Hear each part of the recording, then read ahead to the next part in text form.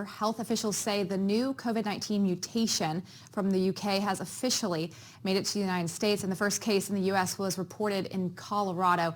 This comes as the country is seeing a big spike in COVID-19 cases.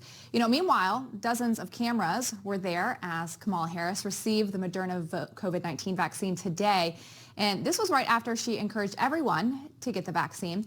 But if I recall, wasn't it just a few months ago that she questioned the vaccine under a Trump presidency? Take a listen to what she said during the vice presidential debates.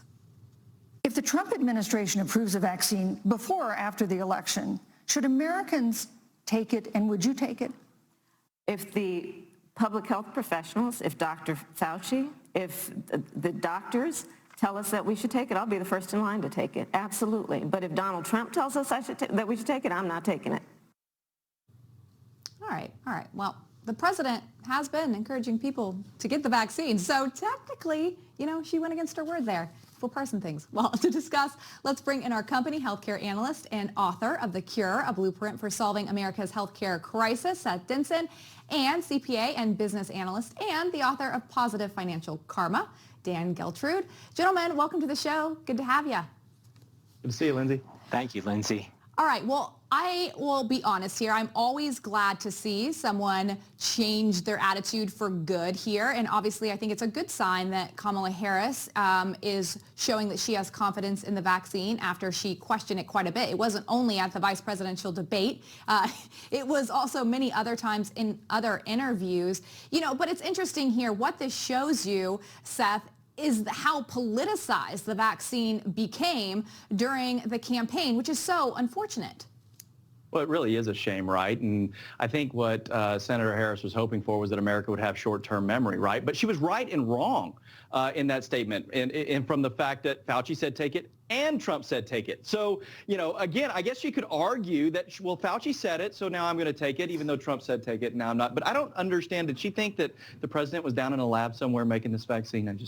I'm lost on that. Yeah, I'm lost on it a bit too. Dan, the interesting thing is as well, we do want to have public confidence in this, but when someone is questioning it so much and then, they're eager to get it, it just makes you wonder what their intention was all along. And the concern for me is, people completely want to take President Trump out of this picture and act like he had nothing to do with getting this rushed to be available like it is in less than a year. I mean, he's the one that cut the red tape for these pharmaceutical companies to make the vaccine in the first place, but no one's talking about that.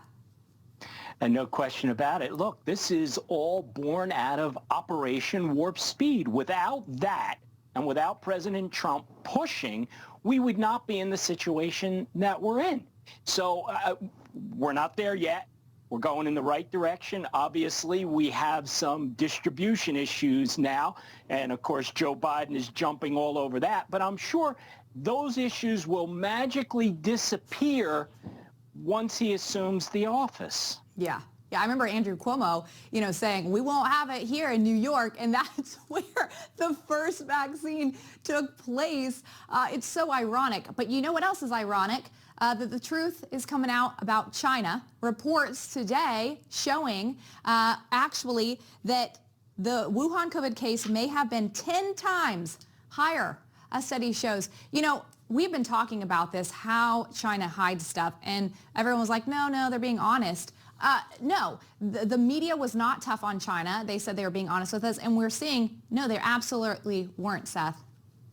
Yeah, listen, shocking that we can't trust numbers out of China. This is a country that regularly manipulates their currency. They control their media. They control most businesses. And for the last number of months have been reporting less than 10, 20 cases a day. I mean, this is a shock, right? But this is really sad that the media has let them off the hook on this and assumed that all of a sudden, now that they're part of the Human Rights Council, that they've got their act together and they are doing what's best for the world. Yeah, and the interesting thing about it is, Dan, it was because the right was being so tough on China. So it politically wasn't correct to be tough on China. It wasn't the cool thing to do at the time if you were a Democrat. But all of a sudden, this stuff is coming out and we're seeing how they treat their people. We're seeing that they aren't honest with us. I think it was just last week that the World Health Organization was allowed to go into China to start, looking into it, investigating where this came from almost a year out. we need a reality check as it pertains to China. So let's be clear. China is not our friend. It's just that simple. They're the ones who put us in this situation by covering up that the virus existed in the first place. If they had been honest with the rest of the world, they would have gotten help, and we would have been able to certainly get out in front of this. But they're not that way. They're not our friend. And the real problem is we, not just the United States, but the entire world continues to allow this bad behavior. And until we do something about it, it's just going to continue. They have no consequences, Lyndsay. Yeah, that's right. They do not have consequences. And that is a real problem that we're seeing. And because people think that, oh, China's going to change eventually. They're going to get better. But they're in this for the long game. I said that so many times. They really are. Seth, got to get your take on this real quick. I thought this was interesting. A Washington Post opinion piece said that people need an immunity passport if we can open the economy. You know, it concerns me where we are headed, that the vaccine, we talk about it becoming political. It's going to become this thing that you have to carry this passport around, or I've seen people say we want a different color face mask to show that you've had the vaccine. Do you think this is realistic? Listen, the world has a really poor history of requiring people to show symbols or carry around certain cards. That being said, I think this is something that sadly we will see the private sector respond to in large part because Congress couldn't get its act together and provide businesses with liability protection. Because of that, they're going to have something that says, hey, we're going to reopen our doors, but we have to protect ourselves. Yeah, Dan, I'll give you the last word, just about 10 seconds. We don't need to have people carrying cards. Ultimately, the numbers will prove this out. As the hospitalizations and deaths come down, then we will know we're going in the right direction and we could open up the economy even more. Yeah, we got to get those numbers down. Gentlemen, thanks so much for being here. Appreciate your take. Have a great night. Thanks, Lyndsay. Thank you, Lyndsay.